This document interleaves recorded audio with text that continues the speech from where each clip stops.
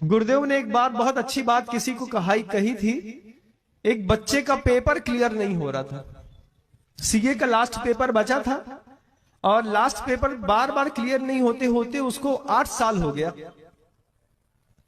तो परेशान होकर के गुरुदेव के चरणों में आया और गुरुदेव से कहा कि भगवान 8 साल से लगातार मेहनत कर रहा हूं, सीपीटी एक बार में कर लिया, आईपीसीसी के दोनों ग्रुप एक बार में क्लियर कर लिए, फाइनल पेपर क्लियर कर लिया, ये लास्ट का एक पेपर, एक ग्रुप का सिर्फ एक पेपर बचा है, इसने 8 साल से परेशान करके रखा है, कोई उपाय बता दीजिए।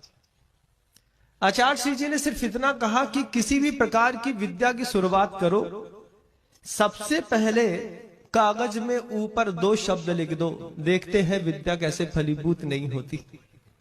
सिर्फ 2 शब्द लिखने का खेल है बंधुओं। क्या करना महाराज? बोले पहले विश्वास रखो कि महाराज जो कहते हैं वो बात सही है। हाँ, आप जैसा बोलेंगे वैसा।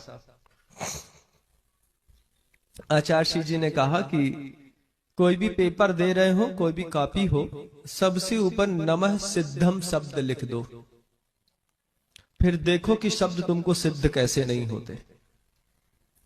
क्योंकि सिद्धम शब्द को तुमने पहले ऊपर नमस्कार कर दिया है।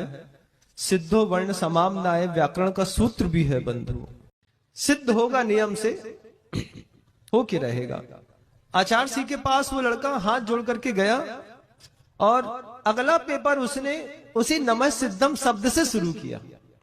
लिखने के पहले ऊपर उसने बारीक अक्षरों में लिख दिया नमः सिद्धम, स्मृति करी गुरुदेव की, फिर पूरा पेपर दे करके आया। आज केसी जैन बंबई की एक बहुत बड़ी फर्म है, अगर चार्टर्ड अकाउंटेंट्स के मामले में आप जानते हो, उसमें एक बहुत बड़े पद पर वो बच्चा प्रतिष्ठित होकर के बैठा है।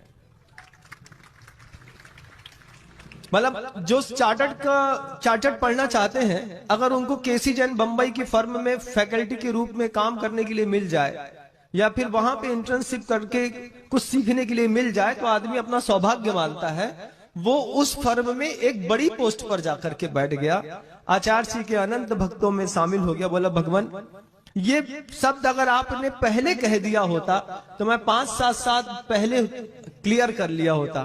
बोले तुम्हारा प्रारब्ध ही नहीं था कि तुम गुरु के पास आकर के और गुरु से पूछते कि शुरुआत कैसे की जाती है।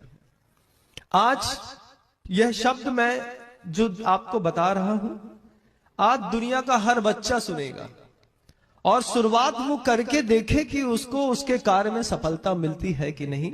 मैं मानता हूं कि गुरुदेव की वाणी कभी निष्फल नहीं होती बंधु।